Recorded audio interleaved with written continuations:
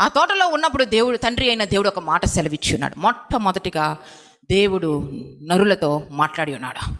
ఏమని మాట్లాడి ఉన్నాడంటే, మీరు చావకుండునట్లు ఈ తోట మధ్యలో ఉన్న చెట్ల ఫలములను తినకూడదు అని ఆజ్ఞ ఇచ్చి ఉన్నాడు. మాటను సెలవిచ్చి ఉన్నాడు. ఖచ్చితమైన మాటను సెలవిచ్చి ఉన్నాడు. మీరు చావకుండునట్లు అంటే దేవుని హృదయం ఏమిటి అని అంటే, తాను సృజించిన మనుషులు తన మాట ప్రకారము జీవించాల.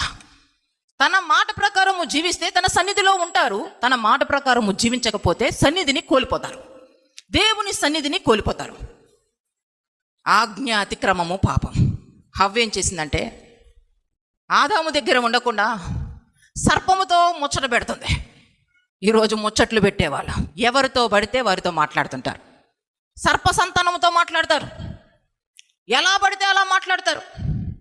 ఎవరితో పడితే వారితో ఫ్రెండ్షిప్, ఎవరితో పడితే వారితో స్నేహం చేయడం, ఎలా పడితే అలా మాట్లాడడం. అవ్వ కూడా దేవునితో మాట్లాడుకోకుండా, దేవునితో సహవాసం చేయకుండా తను సర్పముతో, పాముతో ముచ్చట పెట్టిందంటే మాట్లాడుకుంటుంది.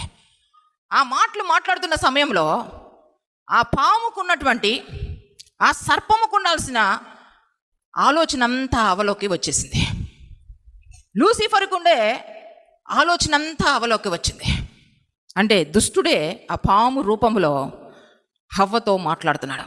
మీరు చావనే చావరు, మీరు చావనే చావరు. ఆ ఫలములు చాలా రమ్యంగా ఉన్నాయి చూడు, అవి తిన్నప్పుడు మీరు దేవదూతల వలె అయిపోతారు. అది మార్గమును తప్పిస్తుంది, దేవుడిచ్చిన మాట నుంచి బయటపడేటట్టు చేస్తుంది.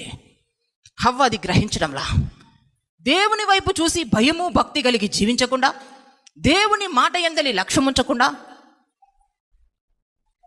సైతాను చెప్తున్న మాటను వైపు తిరిగింది. ఈరోజు చాలామంది ఇదే విధంగా ప్రవర్తిస్తున్నారు. ఇటువంటి జీవిత విధానమే ఉంది. మీరు దేవుని మాట ప్రకారము జీవించడానికి మీ జీవితాలను ప్రతిష్ఠించుకోవాలా. దుష్టుడు అనేక సార్లు వచ్చి మనతో మాట్లాడుతూ ఉంటాడు. మన ఆలోచన రూపంలో మాట్లాడతాడు. మనల్ని భయపెట్టాలని చూస్తాడు, మనల్ని వేదనపరచాలని చూస్తాడు, జరగని వాటిని జరిగినట్టుగా చూపిస్తాడు, మనము ఆశించకూడని వాటిని ఆశించే విధంగా ప్రేరేపిస్తాడు. అనేక విధాలుగా దుష్టుడు మన చుట్టూ గర్జించు సింహం వలె ఎవరిని మింగుదమా అని తిరుగుతాడు, మన చుట్టూ తిరుగుతూ ఉంటాడు.